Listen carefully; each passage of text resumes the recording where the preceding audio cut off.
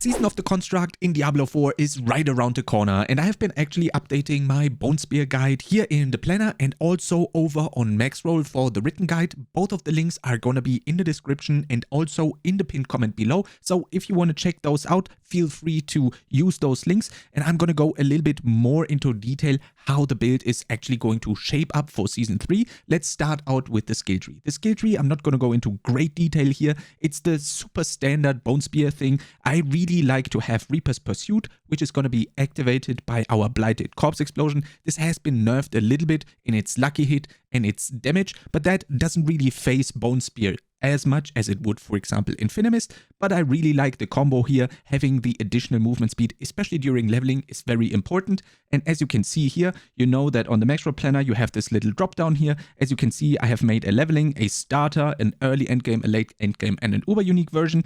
All of them have different type of things in terms of gear and also in terms of skill tree. The Paragon is exactly the same for all of them.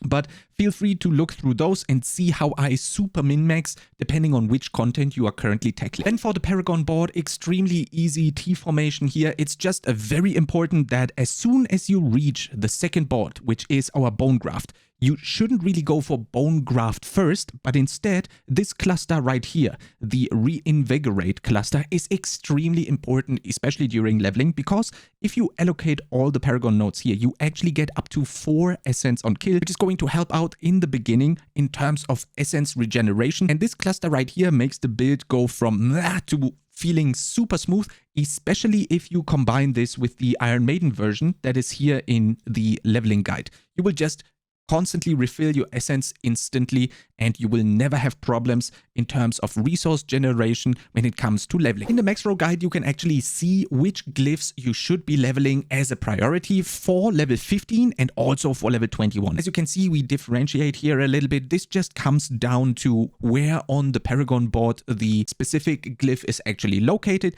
and which one actually need to become level 15 first to actually apply the bonus that they have. For level 21, you basically just have a power ranking from top to bottom, but the level 15 one, if you want to screenshot this or have your Maxroll guide open up on your second screen while you are leveling, that is going to be the best way of leveling the glyphs. For the gear section, I am actually going to go through the late end game really quickly and highlight the most important things. Feel free to click through all of the versions here, especially the Uber Uniques version is going to be really interesting, but we get to that in a second. So as you can see, very defensive on the helmet with max life total armor, max essence, which is going to boost our damage, lucky hit chance, well, we have a barrier, and shielding storm, which in combination with lidless wall, as you know from AoZ previously, is going to trigger shielding storm over and over again, and is going to give us a lot of resource because the lidless wall has that nice lucky hit chance to restore primary resource passive. Then the same goes for the chest as being defensive. As you can see, damage reduction of some sort, maximum life total armor, and disobedience. And the gloves are extremely offensive, ranks to Bonespear, crit, lucky hit, and the highlight here is again the chance to restore primary resource. And we have the serration aspect here. We do have might on the pants, again very defensive, some sort of damage reduction, max life total armor. And the boots actually are not really that different from the seasons before. What I really like to do, especially earlier during the season, I run with double movement speed on the boosts, because that is just going to give Necro such a boost, and you can actually catch up to other classes by running this setup right here. Then we also want to have essence cost reduction, a very valuable stat for the Bonespear Necromancer. And then we are running a wand in the late end game. As you can see, again, during the other stages of the game, this is going to change a little bit from two-hander to one-hander. I suggest you quickly click through this depending on which type of content you are currently facing. Then next up on the amulet, which is a very tough to narrow down item slot for me because there are just so many options. But then again, it's much easier to find a pretty good amulet. Essence cost reduction, in my opinion, one of the most important things here, and also movement speed, which is for Necromancer. And I think other classes can get rid of the movement speed here a little bit easier, but Necros not so much. Then I put intelligence and lucky hit chance in there. But what you can also do is when you refer to the Maxroll guide, if you scroll down all the way here, we actually have a stat priority section here in the number 5 header. You can actually see which of the items should have what stat. Usually there is at least 4 things that I want you to get on the items, but as you can see on the amulet, it even goes up to 6. So you always have a lot of stuff to choose from. And again, ideally, you would put this up on your second screen so you can instantly check your items if they are good for your Bonespear build. We put a splintering on the amulet, especially on our one-hander and Lidless Wall setup to benefit from the boost for the splintering of the amulet slot. For the rings, we run Exposed Flesh with crit chance, max life, lucky hit chance, and maximum essence. The maximum life here is definitely debatable when it comes to damage or defense, since we don't have an AoZ or something along those lines in the game currently. I can definitely understand if you don't want to have the maximum life here. Instead of the maximum life, you could put something like critical strike damage or vulnerable damage. In the late endgame version specifically, we are running Sacrilegious Soul because I like to be rather lazy when I'm speed farming, and this allows me to not having to cast Corpse Explosion over and over by myself. And Ring of the Sacrilegious Soul is actually going to allow us to trigger our Flesh Eater passive and keep up the Flesh Eater all of the time, and you don't even have to worry about this. Again, the late end game is kind of also a speed farming variant, so if you use that, you're going to be golden. Then on the ring, the Exposed Flesh is going to be extremely important to get your resource up and running, and with all of your lucky hit chance that you have scattered across your gear, you are actually gonna never run out of essence, and you can basically just hold down right click and bone spear everything to death. If you're gonna get super lucky, down in the Uber Uniques version, we actually want to have a Shaco and the buffed Ring of Starless Skies. That is gonna be a very, very good item for Necromancers, but I think this item is gonna be useful for every class and every build, because with the changes to Starless Skies that are currently not reflected in the max roll planner, it's just going to be insane. Basically, Tybalt's Will all over again, and also going to reduce resource costs. So actually the changes to Starless Skies are phenomenal. I'm really happy that we have changes like this, and don't underestimate the double all resistance on the implicit that only Starless Skies has for the rings, which is actually going to help you a lot by hitting your resistance cap. So you not only have something very good offensive-wise, but also Starless Skies provides those juicy double all resistances. To fit Shaco, we are getting rid of the might that was usually on the pants. We just swapped the Shielding Storm down to the pants, and that's because Shaco just has a permanent might on top of all the other good benefits that the Shaco brings baked into the item, so we don't actually need the might anymore. Now, this is something that I have to return to after we actually got our hands on the Season 3 itself, because right now I am still running an Exposed Flesh with the Ring of Starless Skies. In an ideal world, I would like to get rid of this ring completely and actually use a Ring of the Sacrilegious Soul again, so that I can become lazy and don't have to trigger my Flesh Eater passive by myself. I am currently not sure if we can actually get to a point where this is going to be possible.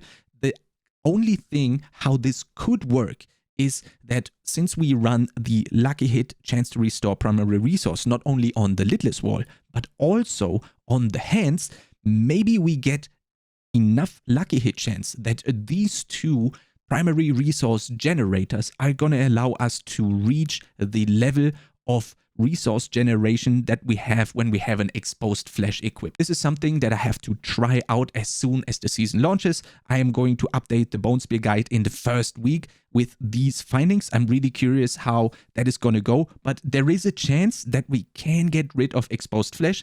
It's just something that I can't put into the planner right now because I'm not sure. This build, how it is right now, doesn't matter if it is the Uber Uniques version or the late endgame version, is going to function very well and might even be improved in the future. For the class mechanic, during leveling you are going to sacrifice the defenders to get those juicy 32% all resistance. This one is going to be buffed by Memento Mori by 60%, just phenomenal for leveling. And then we always want to sacrifice the Colt, and we also want to sacrifice the Iron Golem for their huge offensive benefits. Again, that is going to change as soon as we reach the early endgame and you have enough elemental resistances. If you want to take the hit a little bit on the resistances and you still feel fine, you can obviously sacrifice the defenders, not in late end game, but you can actually do that sooner if you like to. And then we're actually going to go for sacrificing the skirmishers, which is going to give us 8% critical strike chance, again buffed by Memento Mori by 60%.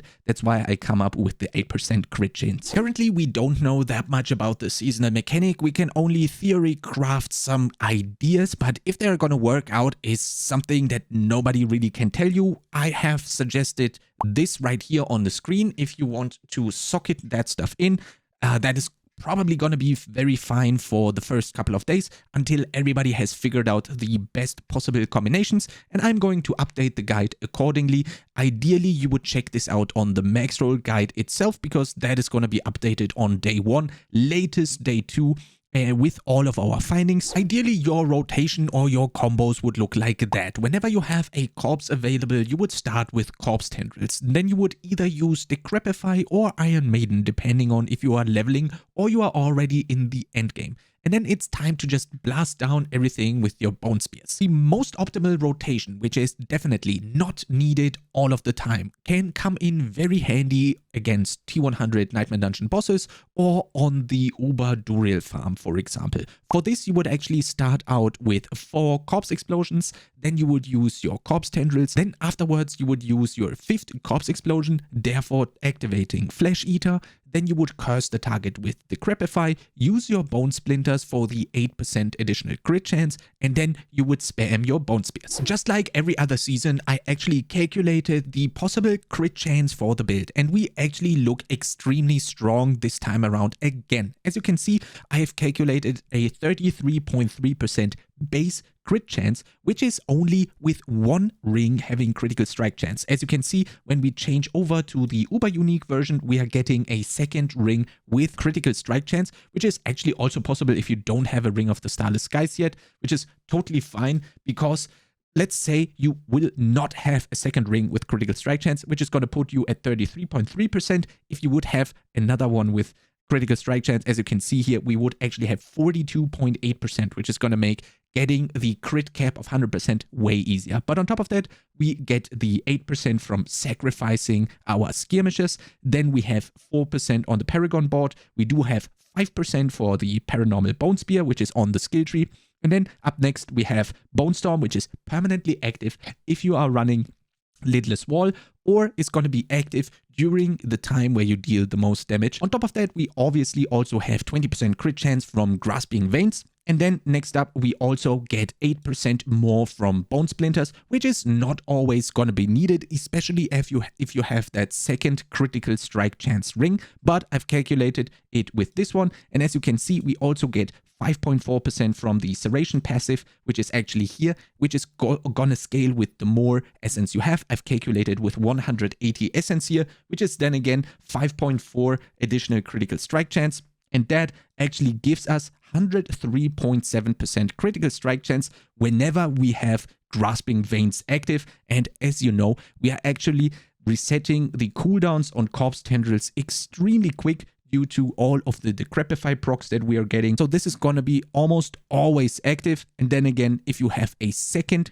ring with critical strike chance, it is super easy to actually reach over 100% critical strike chance. To maximize the damage of your Bone Spear, it's really important to think about the positioning and where you are casting the Bone Spear. This is extremely important when you are pushing tier 100 Nightmare Dungeons, or you're killing a boss that has high health, but it doesn't really have to be done all of the time. This is just if you want to really tickle the last little bit out of the damage that you have with Bone Spear. So obviously, whenever you are fighting an enemy, you are going to shoot your Bone Spear right through the target. This can be a boss, but this can also be a pack of mobs that you have pulled together with your Corpse Tendrils. And then obviously your first damage instance is going to damage the enemy with your Bone Spear. But the 2nd portion and the main portion of your damage is going to be the Bone Spear shards, which I'm going to paint in orange right here. And as you can see, whenever you shot your Bonespear right through the target and the max range was behind the enemy, then your returning Bonespear shards are going to hit the enemy, therefore you have maximized your damage. But if in the second scenario the enemy is going to be a little bit closer to you, your Bonespear is still going to fly the same distance, therefore ending up way more behind the target than in the first scenario. This is totally fine for your first damage instance of Bonespear, but for the second instance of your Bonespear damage, which is again the higher one, it is going to look like this. Therefore, 1/3 of your damage is only going to hit the enemy, and the other 2/3 are going to go and miss the target. This is also going to be triggered with like 5 Bonespears. When your first instance of Bonespear crits, you will have 5 of these bone shards, but still, you still want to maximize hitting as many bone shards into your enemy as possible. So it doesn't really matter if you have 3 or if you have 5, the same concept applies. So to maximize your damage in this scenario, you would either kite back to go max distance of your Bonespear again, so you would basically be transferred into scenario 1 again, or if you are really lucky, you will have a wall to one of the sides of the enemy, and then you are going to position yourself at the other side of the wall. Then you can easily shoot your Bonespear at the wall. The wall is going to cap the max distance of your Bonespear, and then the bone shards are again going to hit your enemy and are going to hit them with all of your damage, and you're not going to lose out on damage, even if you are close range compared to your first scenario. As the season hasn't been released yet and there is no PTR, this is just my best guess. I will obviously update the max roll guide as well as this video guide very early on in the season, so stay tuned for that. If you don't want to miss out on this, I would suggest bookmarking the max roll guide for you so you stay up to date with that. Or if you want to see all of this developing live, I suggest you check out the Twitch down in the description below, and also the pinned comment where you can see how the build is actually gonna come together live. And on top of that, I'm obviously gonna be racing in the hardcore solo self-found mode. Last season, I was actually able to get the rank 1 necro spot for hardcore solo self-found, and I was just a little bit behind Vudijo, which was actually the only person that was faster than me, so I actually was the number 2 overall. Again, if you want to check that out, all the links down in the description and also the pinned comment below. If you like content similar to this, make sure to subscribe to this YouTube channel, and I'll see you next time.